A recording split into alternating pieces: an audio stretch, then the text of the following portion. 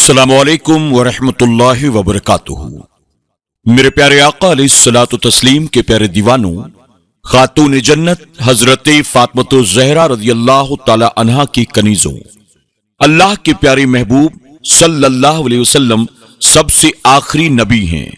حضور اکرم صلی اللہ علیہ وسلم کی تشریف آوری کے بعد نبوت کا سلسلہ ہمیشہ کے لیے ختم ہو گیا۔ حضور اکرم صلی اللہ علیہ وسلم کے بعد کوئی نیا نبی نہیں آ سکتا۔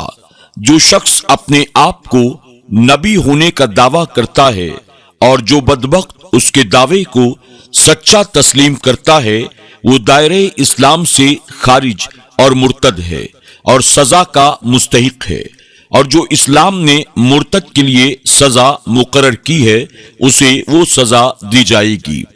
اس عقیدے کو ثابت کرنے کے لیے ہم ایسے دلائل پیش کریں گے جو قطعی اور یقینی اور جن میں شک و شبہ کی کوئی گنجائش نہیں ہے۔ سب سے پہلے ہم قرآن کریم سے استدلال کرتے ہیں اور ارشاد خداوندی ہے، محمد تمہارے مردوں میں سے کسی کے باپ نہیں، ہاں اللہ کے رسول ہیں اور نبیوں کے پچھلے، اور اللہ سب کچھ جانتا ہے۔ اس آیت کریمہ میں اللہ رب العزت نے اپنے محبوب مکرم صلی اللہ علیہ وسلم کا اسم گرامی لے کر فرمایا کہ محمد صلی اللہ علیہ وسلم اللہ کے رسول ہیں اور خاتم النبیین ہیں، یعنی انبیاء اکرام کے سلسلے کو ختم کرنے والے ہیں۔ جب مولا کریم جو سب کچھ جانتا ہے اس نے یہ فرمایا کہ محمد مصطفیٰ صلی اللہ علیہ وسلم نبیوں کو ختم کرنے والے آخری نبی ہیں، تو حضور اکرم صلی اللہ علیہ وسلم کے بعد جس نے کسی کو نبی مانا اس نے گویا اللہ کے اس ارشاد کی تکذیب کی، اور جو شخص اللہ کے کسی ارشاد کو جھٹلاتا ہے وہ مسلمان نہیں رہ سکتا۔ خاتم النبیین کا جو معنی یہاں کیا گیا ہے، اہل لغت نے اس کا یہی معنی لکھا ہے۔ صاحب کتاب لکھتے ہیں کہ اس وقت میرے پاس لغت کی دوسری کتب کے علاوہ السیاحہ، الجوہری اور لسان العرب ابن منجور موجود ہے، جن کا شمار لغت عرب کے امہات الکتب میں ہوتا ہے۔ آئیے ان کے مطالعہ سے اس لفظ کی تحقیق کرتے ہیں۔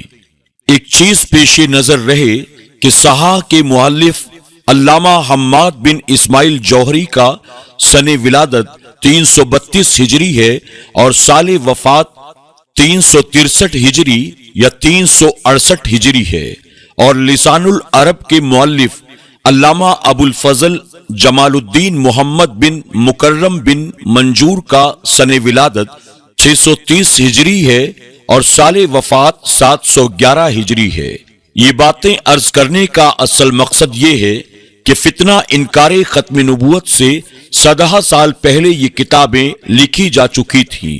ان کے متعلق یہ نہیں کہا جا سکتا کہ انہوں نے مذہبی تعصب یا ذاتی عقیدے کے باعث یہ باتیں لکھی ہیں کہ ان کا قول حجت نہ رہے، بلکہ ان کی نگارشات اور ان کی تحقیقات اہل لغت کے اقوال کے عین مطابق ہے۔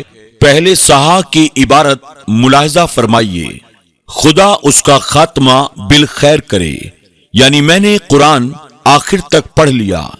افتتاح کی نقیض اختتام ہے، یعنی خاتم بالفتح، خاتم بالکسر، ختام اور ختام سب کا ایک ہی معنی ہے، اور کسی چیز کے آخر کو خاتمۃ الشیء کہتے ہیں۔ حضور اکرم صلی اللہ علیہ وسلم تمام نبیوں کے آخر میں تشریف لائے۔ علامہ ابن منجور لسان العرب میں لکھتے ہیں، وادی کے آخر کونے کو ختام الوادی کہتے ہیں، قوم کے آخری فرد کو ختام خاتم بالفتح اور خاتم بالکسر کہا جاتا ہے۔ اسی مناسبت سے حضور اکرم صلی اللہ علیہ وسلم کو خاتم الانبیاء فرمایا گیا ہے۔ لسان العرب میں التہذیب کے حوالے سے لکھا ہوا ہے، یعنی خاتم اور خاتم نبی کریم صلی اللہ علیہ وسلم کے اسماء گرامی میں سے ہے قرآن مجید میں جو موجود ہے، یعنی سب نبیوں کے پیچھے آنے والے حضور اکرم صلی اللہ علیہ وسلم کے ناموں میں سے العاقب بھی ہے۔ اس کا معنی آخر الانبیاء ہے۔ اہل لغت کے ان تصریحات سے ہم اس نتیجے پر پہنچتے ہیں کہ خاتمین کی تا پر زیر ہو یا زبر، اس کا معنی آخری ہے۔ اس معنی کی تائید کے لیے اہل لغت نے ایک دوسری آیت سے بھی استدلال کیا ہے، یعنی اہل جنت کو جو مشروب پلایا جائے گا اس کے آخر میں انہیں کستوری کی خوشبو آئے گی۔ ختم نبوت کے منکرین اس موقع پر یہ کہتے ہوئے سنائی دیتے ہیں کہ خاتم کا جو معنی آپ نے بیان کیا آخری، یہاں وہ مراد نہیں بلکہ اس کا دوسرا معنی مہر لگانا مراد ہے، اور یہ معنی بھی ان لغت کی کتابوں میں موجود ہے جن کا حوالہ آپ نے دیا ہے۔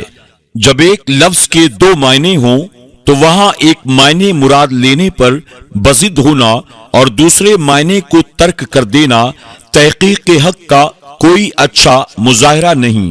وہ کہتے ہیں کہ ہم بھی اس آیت کو مانتے ہیں اور اس کے معنی اپنی طرف سے نہیں گڑھتے تاکہ ہم پر تحریف قرآن کا الزام لگایا جائے، بلکہ لغت عرب کے مطابق ہی اس کا مفہوم بیان کرتے ہیں۔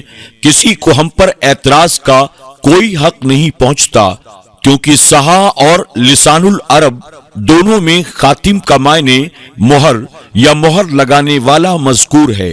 آیت کا یہی معنی ابلغ اور شان رسالت کے شایان ہے کہ حضور اکرم صلی اللہ علیہ وسلم انبیاء اکرام پر مہر لگاتے ہیں، جس پر حضور اکرم صلی اللہ علیہ وسلم نے مہر لگا دی وہ نبوت کے شرف سے مشرف ہوگا، اور جن پر مہر نہ لگائی وہ نبوت کے منصب پر فائز نہیں ہو سکتا۔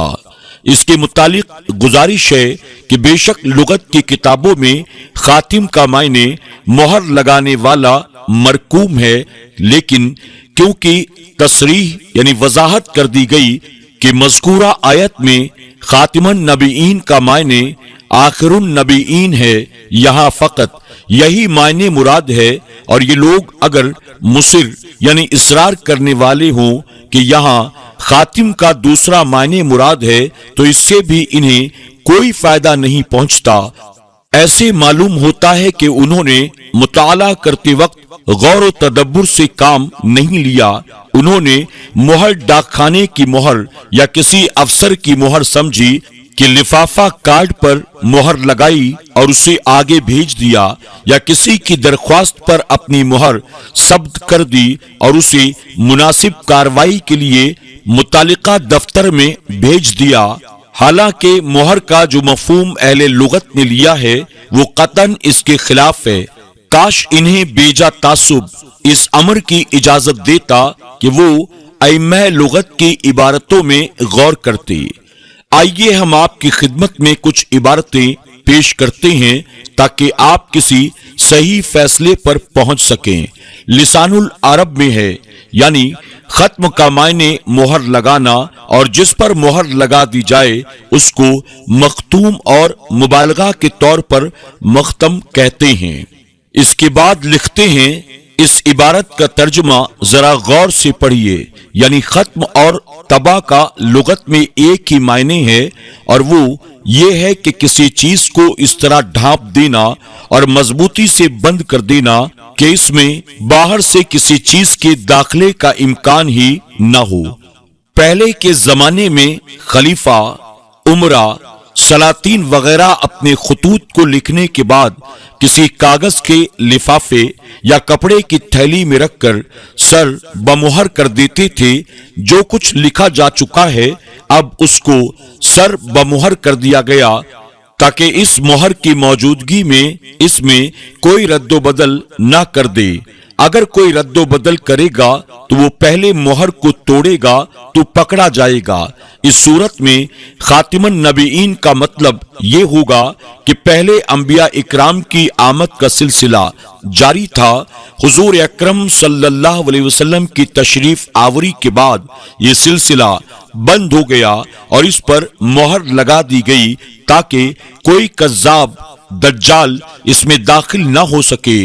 اگر کوئی شخص جبرن اس صف میں گھسنے کی کوشش کرے گا تو پہلے مہر کو توڑے گا اور جب مہر توڑے گا پکڑا جائے گا اور اسے جہنم کی بھڑکتی ہوئی آگ میں جھونک دیا جائے گا۔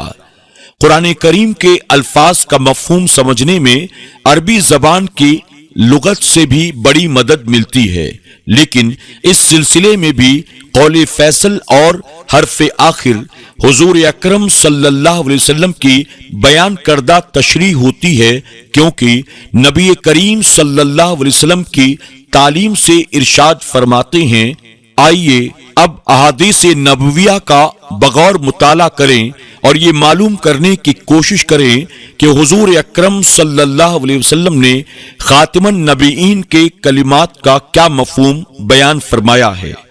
خاتم النبیین کے معنی کی وضاحت کے لیے بے شمار احادیث کتب احادیث میں موجود ہے، سب کے ذکر کی گنجائش نہیں، صرف چند احادیث مبارکہ یہاں تحریر کی جاتی ہے جن کے دلوں میں ہدایت کی سچی طلب ہوگی۔ مولا کریم اپنے حبیب صلی اللہ علیہ وسلم کی طفیل ہدایت کی راہیں ان کے لیے کھول دے گا اور اس کی توفیق ان کی دستگیری کرے گی۔ حضور اکرم صلی اللہ علیہ وسلم نے فرمایا، میری اور مجھ سے پہلے گزرے ہوئے انبیاء کی مثال ایسی ہے جیسے کہ ایک شخص نے ایک عمارت بنائی اور خوب حسین و جمیل بنائی، مگر ایک کونے میں ایک اینٹ کی جگہ چھوٹ گئی۔ لوگ اس عمارت کے ارد گرد پھرتے اس کی خوبصورتی پر حیران ہوتے، مگر ساتھ ہی یہ بھی کہتے اس جگہ اینٹ کیوں نہیں رکھی گئی؟ تو وہ اینٹ میں ہی ہوں، میں خاتم النبیین ہوں۔ اگر آپ اس حدیث میں غور کریں تو بلاغت نبوی کے اعجاز کا آپ کو اعتراف کرنا پڑے گا۔ جب ایک عمارت مکمل ہو جاتی ہے تو اس میں کوئی خالی جگہ نہیں رہتی، تو کوئی ماہر انجینئر بھی اس میں ایک اینٹ کا اضافہ نہیں کر سکتا۔ ہاں، اس کی ایک ہی صورت ہے کہ پہلے اینٹوں میں سے ایک اینٹ توڑ کر وہاں سے نکالی جائے اور پھر اس خالی جگہ پر ایک نئی اینٹ کو لگا دیا جائے۔ اللہ کے پیارے محبوب صلی اللہ علیہ وسلم کے تشریف آوری سے قصر نبوت مکمل ہو گیا۔ اب اس میں کسی اور نبی کی گنجائش نہیں سوائے اس کے کہ سابقہ انبیاء کرام میں سے کسی نبی کو وہاں سے نکالا جائے اور مرزا غلام احمد کے لیے نئی جگہ بنائی جائے۔ کیا کوئی عقل سلیم اس کو گوارا کرے گی؟ قصر نبوت کی اس توڑ پھوڑ کو کیا اللہ کی غیرت برداشت کرے گی؟ ہرگز نہیں۔ یہ ایک حدیث ہی اتنی جامع اور اتنی معنی خیز اور اتنی بصیرت افروز ہے کہ ختم نبوت کے لیے مزید کسی دلیل کی کوئی ضرورت ہی نہیں رہتی۔ اس حدیث کو امام بخاری کے علاوہ امام مسلم نے کتاب الفضائل باب خاتم النبیین میں اور امام ترمذی رحمۃ اللہ تعالی علیہ نے کتاب المناقب اور ابو داؤد نے اپنی مسند میں مختلف استاد سے نقل کیا ہے۔ میرے پیارے آقا علیہ الصلوۃ والتسلیم کے پیارے دیوانوں، خاتون جنت حضرت فاطمہ الزہرا رضی اللہ تعالی عنہا کی کنیزوں، انشاءاللہ اسی ضمن میں مزید کچھ حدیث مبارکہ ہم کل کے درس میں سماعت کریں گے۔ تب تک کے لیے ہمیں اجازت دیں، اپنا اور اپنوں کا خوب خیال رکھیں۔ السلام علیکم ورحمۃ اللہ وبرکاتہ۔